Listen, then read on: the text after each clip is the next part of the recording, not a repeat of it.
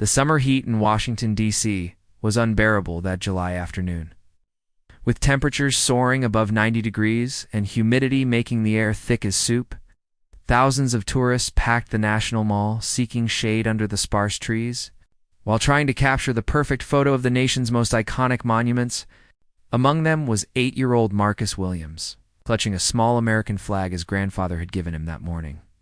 Marcus had traveled from rural Alabama with his grandmother, Betty Williams, a proud 72-year-old woman who had saved for 2 years to bring her grandson to see the Capitol. This trip was more than just a vacation.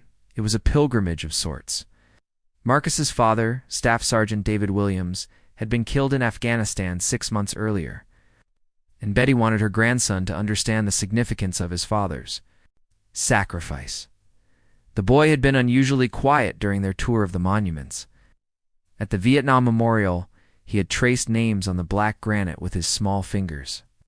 At Arlington Cemetery, he had watched in solemn silence as the changing of the guard took place.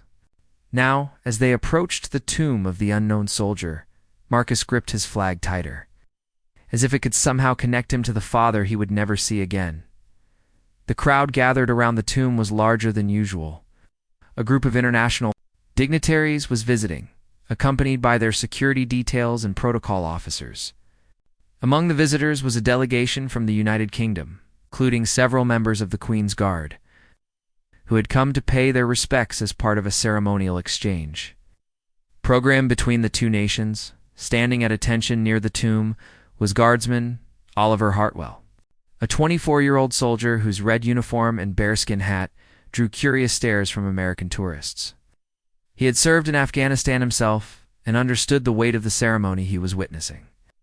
The tomb represented not just American sacrifice, but the universal cost of freedom that soldiers from all allied nations had paid. Marcus watched the precise movements of the honor guard with fascination. Every step was measured, every turn executed with mechanical precision.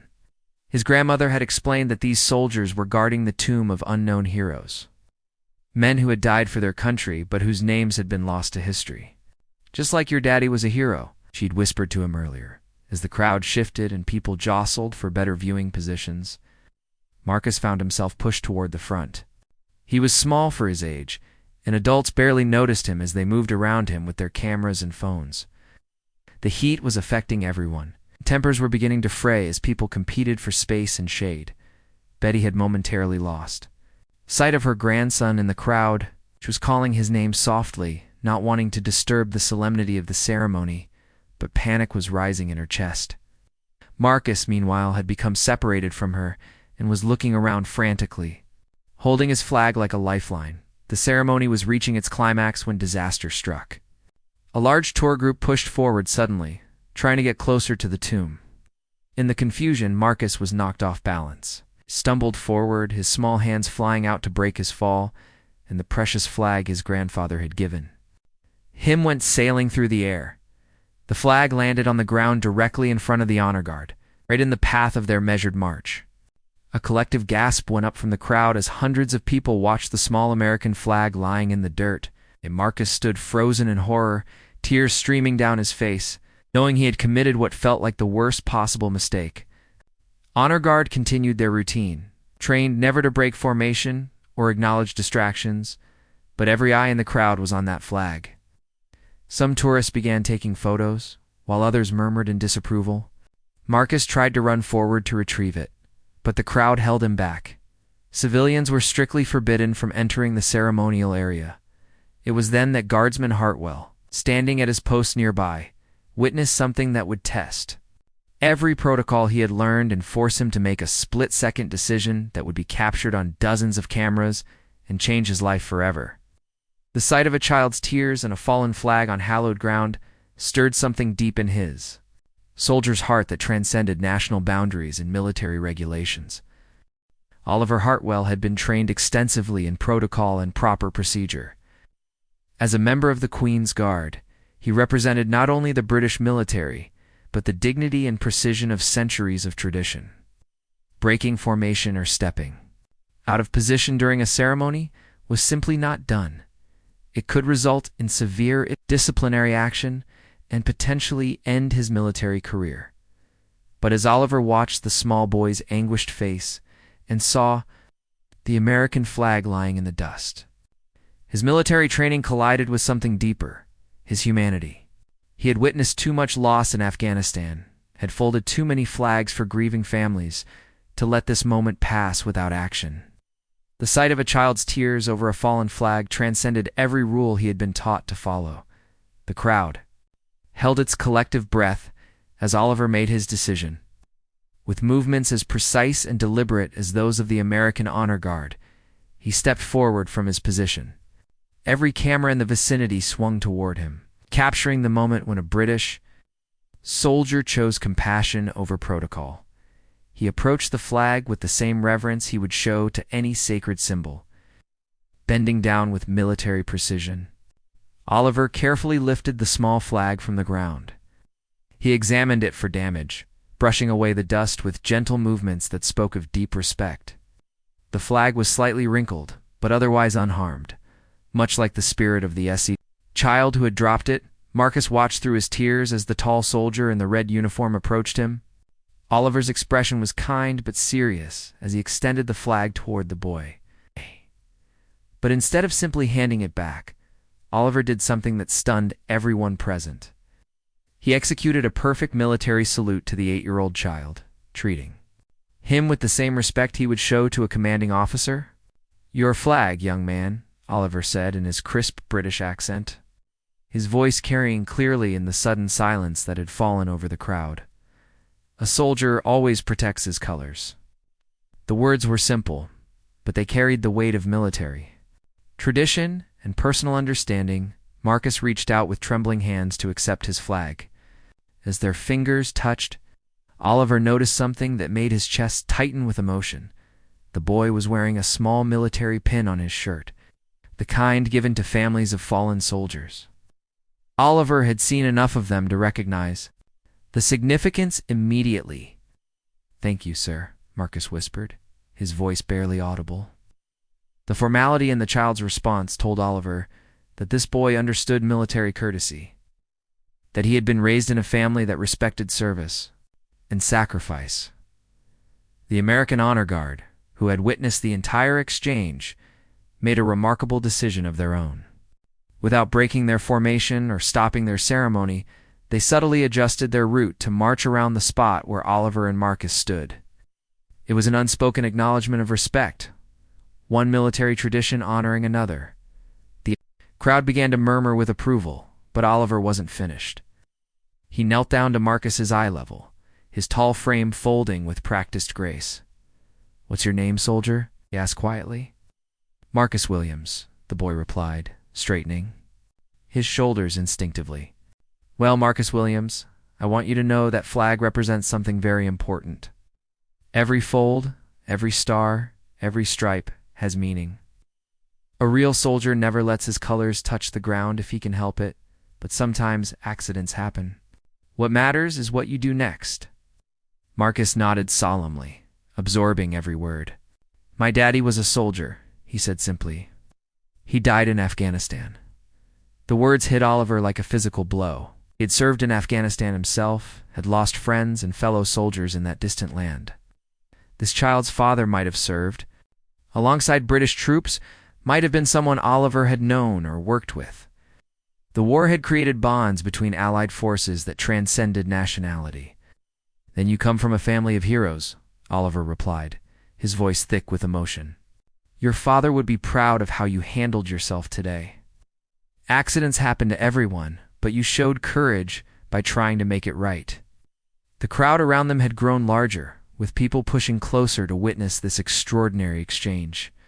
Phones were out everywhere, recording the moment when protocol gave way to human decency. When two soldiers, one seasoned, one just a boy, connected across the boundaries of age and nationality, Betty Williams had finally pushed through. The crowd had reached her grandson's side. She looked up at the British soldier with tears in her eyes, understanding immediately what his actions meant to her grieving grandson. "Thank you," she said simply, but the words carried the weight of a grandmother's gratitude. Oliver stood and addressed both of them. "It was my honor," he said formally, then added more quietly, "Soldiers look after each other, no matter how old they are." What none of them realized in that moment was that dozens of cameras had captured the entire sequence of events. Hours, the video would be uploaded to social media, where it would begin a viral journey that would touch hearts around the world and create a legacy none of them could have imagined. Within 6 hours of the incident at the tomb of the unknown soldier, shaky cell phone video titled "British Guard Helps American Boy" had been uploaded to social media. The person who filmed it was Jennifer Martinez, a teacher from Phoenix, who had been visiting Washington, D.C. with her family. She had witnessed the entire exchange and felt compelled to share what she described as the most beautiful moment of humanity she had ever seen. The video was grainy and the audio wasn't perfect, but the emotional impact was undeniable. Viewers could clearly see the small boy drop his flag, the crowd's reaction, and Oliver's decision to break protocol to help.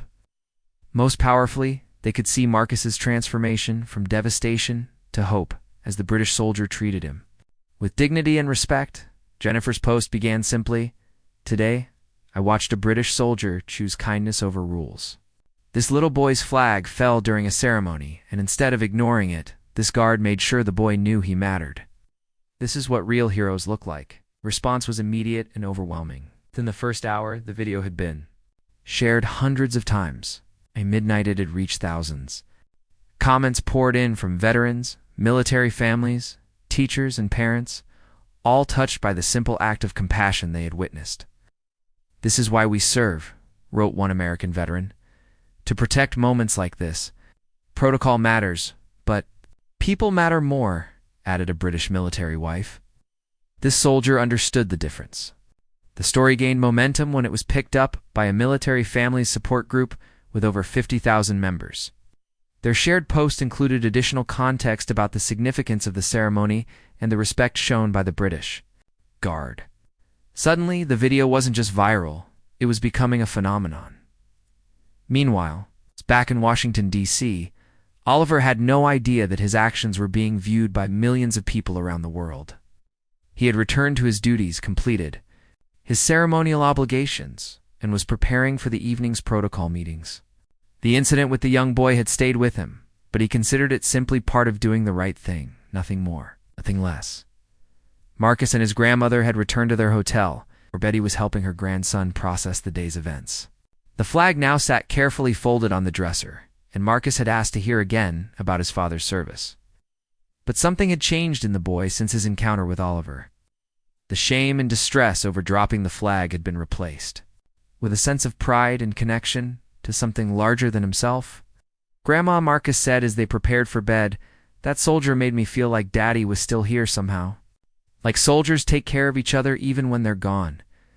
Betty's eyes filled with tears. Her grandson had struggled for months with anger and confusion over his father's death. Counselors had worked with him, family had supported him, but nothing had seemed to reach the deep hurt in his young heart. Yet somehow, in that brief encounter with a foreign soldier, Marcus had found a piece of healing she hadn't dared to hope for. The video continued to spread throughout the night. Our news Outlets began picking up the story, and by morning, major television networks were requesting interviews. The British Embassy in Washington, D.C. received dozens of calls from reporters wanting to identify the soldier who had captured America's attention at Arlington National Cemetery, where Oliver was staying during the ceremonial exchange. His commanding officer, Major Patricia Thornfield, received a call that would change everything. The British Embassy had tracked down Oliver's unit and wanted to discuss the incident at the tomb. Major Thornfield's first assumption was that Oliver was in trouble for breaking protocol. "Guardsman Hartwell," she said when she found Oliver. "Preparing for morning duties, we need to talk. It seems your actions yesterday have attracted some attention." Oliver's heart sank. He had known when he stepped out of position that there could be consequences, but he hadn't regretted his decision. For a moment, "Yes, ma'am. I understand I may have violated protocol, but I felt the circumstances warranted, Guardsman," Major Thornfield interrupted, holding up her hand. "You're not in trouble. Quite the opposite, actually. It appears the entire world thinks you're a hero." She showed Oliver her phone, where the video was playing on a major news website. The headline read, British Guard's act of kindness reminds world what service really means. Oliver watched himself on the small screen, seeing the incident from the crowd's perspective for the first time. This has been viewed over 2 million times, Major Thornfield explained. The embassy is fielding interview requests from around the world. The Pentagon has called to express appreciation for your actions. Even Buckingham Palace has taken notice. Oliver stared at the phone in disbelief. I just helped a child, ma'am. Any soldier would have done the same. Perhaps his commanding officer replied with a slight smile. But you're the one who did it. Sometimes, Guardsman Hartwell, the world needs to be reminded of what we stand for. Your actions yesterday represented the very best of military service: compassion, honor, and putting others before yourself. As Oliver processed this information, neither he nor anyone else involved could have predicted how this viral moment would evolve into something much larger, a movement that would bridge nations, heal wounds, and inspire countless acts of kindness around the world. By the third day after the incident, the video had been viewed over 10 million times and had been translated into dozens of languages. News outlets from the BBC to CNN were running stories about the Flag Guardian, as Oliver had become known. Online, social media was flooded with messages of support, with many people sharing their own stories of small acts of kindness that had made big differences in their lives. The response wasn't limited to praise for Oliver's actions. People began sharing stories about Marcus too, many expressing admiration for how the young boy had handled such a difficult situation. Military families especially connected with his story, understanding the unique challenges faced by children to lose parents in service to their country. Oliver found himself thrust into a spotlight he had never sought and wasn't entirely comfortable with. Interview requests came from around the world, but he remained focused on his duties and the reason he had acted in the first place: simple human decency. When he finally agreed to speak with a journalist, his words were characteristically humble. I didn't think about cameras or consequences, he told the BBC reporter. I saw a child who was upset, and I knew I could help. That's what soldiers do. We protect and serve, regardless of nationality or circumstance. That little boy's flag represented something sacred to him, and it was my honor to return it. Meanwhile, Marcus and Betty were experiencing their own whirlwind of attention. Their hotel phone rang constantly with interview requests, and Betty was overwhelmed by the kindness of strangers who wanted to support them. A veterans organization offered to extend their stay in Washington, D.C., and the Smithsonian Museum invited Marcus for a special behind-the-scenes tour. Most significantly, the Army contacted Betty to inform her that Marcus's story had reached the highest levels of military leadership. General Patricia Morrison, the Army's chief of personnel, wanted to meet with Marcus personally. The general had lost her own son in combat and was deeply moved by how Oliver's actions had helped a grieving military child find healing. The meeting took place at the Pentagon, in a room lined with portraits of military heroes from throughout American history. General Morrison, a decorated veteran with over 30 years of service, greeted Marcus with the same respect Oliver had shown him. She presented him with a special coin, a challenge coin that belonged to his father's unit, something Betty had never been able to obtain through official channels. Your father served with honor, General Morrison told Marcus, placing the coin in his small hands. And you've shown the same courage in how you've handled his loss. The way you accepted help from that British soldier shows you understand what military families mean to each other. Marcus studied the coin carefully, running his fingers over the embossed symbols that represented his father's service. Will I see the British soldier again? He asked. General Morrison smiled. As a matter of fact, that's why I asked you here. Guardsman Hartwell has been invited to attend a special ceremony at the White House where he'll be recognized for his actions. We'd like you and your grandmother to be our special guests. The White House ceremony was scheduled for the following week, but the story's impact continued to grow. Schools began using the video as a teaching tool about respect, kindness, and doing the right thing. Military academies incorporated it into their leadership training, demonstrating how small actions can have enormous consequences. The international response was equally remarkable. The British government praised Oliver's actions as representing the best of Anglo-American relations. The Queen herself sent a personal message commending him for his service and his compassion. Other countries' military leaders reached out to share similar stories from their own forces, creating a global conversation about the universal values that unite soldiers across all borders. But perhaps the most touching response came from an unexpected source: Dr. Alina Rodriguez, a child psychologist who specialized in helping military families, wrote an open letter that was published in major newspapers around the world. In it, she explained the profound psychological impact that Oliver's simple act of kindness would have on Marcus's healing process. This child experienced a moment of shame that could have become a traumatic memory, Dr. Rodriguez wrote. Instead, because of one soldier's compassion, it became a moment of connection and healing. Marcus will carry this positive experience for the rest of his life, and it will help him process his grief in healthy ways. This is the power of kindness. It doesn't just help in the moment, it changes lives forever. Oliver read Dr. Rodriguez's letter while preparing for the White House ceremony, and for the first time, he fully understood the magnitude of what his split-second decision had accomplished. He had thought he was simply helping an upset child retrieve a fallen flag. Instead, he had become part of a young boy's healing journey and had reminded the world of the values that truly mattered. As the day of the ceremony approached, both Oliver and Marcus were nervous about meeting again. Neither could have predicted how their brief encounter would evolve into a friendship that would impact both their lives in ways they were only beginning to understand. The White House Rose Garden had been transformed for the special ceremony, with military personnel from both American and British forces in attendance. President Harrison had personally requested that the event highlight the importance of international military cooperation and the bonds that unite allied nations. What had started as a viral video had evolved into a diplomatic moment that would strengthen relationships between countries. Marcus wore his best suit, the same one he had worn to his father's funeral, but today it felt different. Instead of grief, he carried pride and anticipation.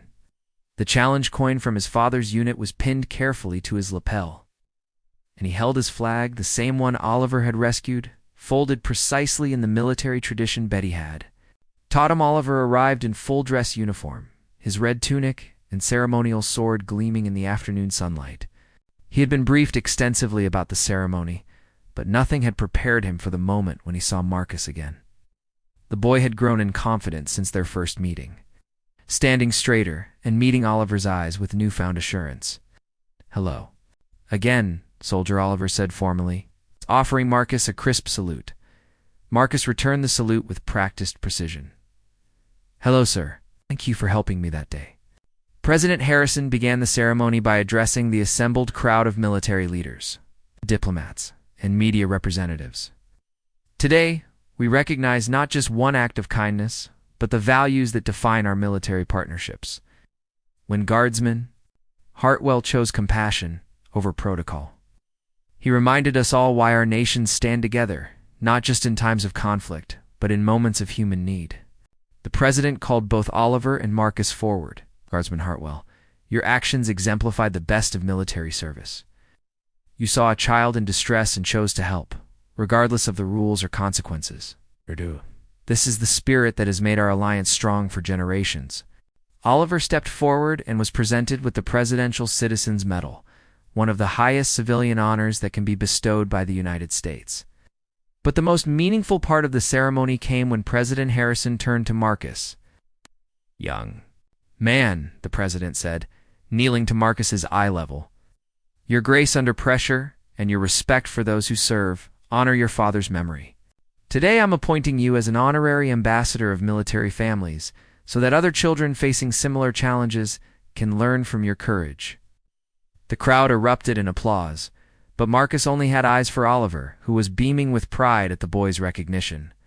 After the official ceremony concluded, Oliver and Marcus were given time to speak privately in the Oval Office. President Harrison had arranged for them to have a few quiet moments together. "How are you doing, Marcus?" Oliver asked, as they sat in the historic room, surrounded by portraits of previous presidents. "Better," Marcus replied honestly. "That day when you helped me, It made me feel like my daddy was still protecting me somehow. Like he sent you to help when I needed it most. Oliver felt his throat tighten with emotion. Your father would be incredibly proud of you. The way you handled that difficult moment and everything since then shows the same courage he had.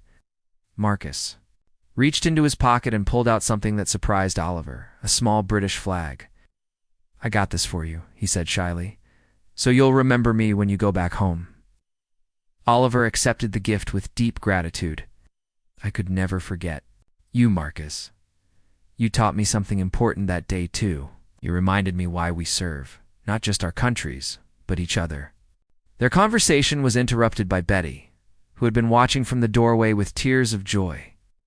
Oliver, she said, I can't thank you enough for what you've done for my grandson. He's been a different child since that day. Stronger, more confident, more at peace with his loss. The honor has been entirely mine, Oliver replied. Marcus has taught me as much as I've taught him. The story's impact continued to resonate far beyond the White House ceremony. Military families around the world had adopted Marcus and Oliver's story as a symbol of resilience and international friendship. Schools organized flag-folding ceremonies where children learned about respect and service. Veterans groups used the video as a recruitment tool, showing how military service could create moments of profound meaning and connection.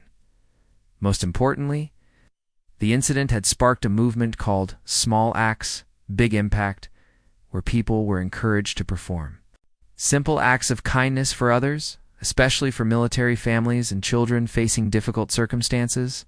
The movement gained traction across social media, with thousands of people sharing their own stories of helping others in need. A month after the White House ceremony, Oliver received a letter that would become one of his most treasured possessions. It was from Marcus, written in careful 8-year-old handwriting. Dear Mr. Oliver, thank you for being my friend. I still have the flag and I think about my daddy every day, but it doesn't hurt as much now. I hope I can be a soldier like you, and him someday. Your friend forever, Marcus. The letter arrived just as Oliver was preparing to return to England, his ceremonial exchange assignment complete. He had planned to quietly resume his regular duties, but the world had different plans. Upon his return, he found himself invited to speak at schools, military academies, and community events throughout the United Kingdom, sharing the story of how one moment of kindness had changed lives and inspired millions of others. As Oliver's plane lifted off from Washington, D.C., carrying him back to his homeland, he reflected on how a split-second decision to help a crying child had evolved into something far greater than he could have ever imagined. The story was far from over. It had become part of both their lives. Forever, a reminder that sometimes the most powerful actions are also the simplest ones. 5 years after the viral video that changed their lives, both Oliver and Marcus had grown in ways neither could have predicted. Oliver had been promoted to staff sergeant and had become one of the British Army's most sought-after speakers on leadership and compassion. He traveled throughout Europe and North America, sharing their story and teaching other soldiers that true strength often comes through moments of kindness rather than displays of force. Marcus, now 13 years old, had indeed followed through. On his childhood dream of becoming a soldier, he was enrolled in a prestigious military academy, where his story had preceded him and earned him respect from both instructors and fellow cadets. The shy, grieving 8-year-old had transformed into a confident young man who carried his father's legacy with pride and purpose. The flag that had started it all remained carefully preserved in Marcus's room, displayed in a place of honor alongside his father's medals and Oliver's British flag. But more importantly, the values it represented had become the foundation of who Marcus was becoming, someone who understood that true courage meant helping others. Even when it was difficult or uncomfortable, their friendship had continued. Across the Atlantic through letters, video calls, and an annual meeting that had become a tradition. Each year, Marcus and Betty would visit Washington, D.C. during the anniversary of the incident, and Oliver would arrange to be there as well. These meetings had evolved from simple reunions into educational events, where they would speak to groups of military families and children about resilience, friendship, and the power of kindness. The Small Acts, Big Impact movement that had grown from their story, had taken on a life of its own. Schools across both America and Britain had adopted annual Flag Day ceremonies, where children learned about respect, service, and the importance of helping others. Veterans organizations used their story as a cornerstone of programs designed to help military children cope with loss and trauma. Dr. Elena Rodriguez, the child psychologist who had written about Marcus's healing journey, had continued to follow their story and had published a book titled The Flag and the Guard: How Simple Kindness Transforms Lives.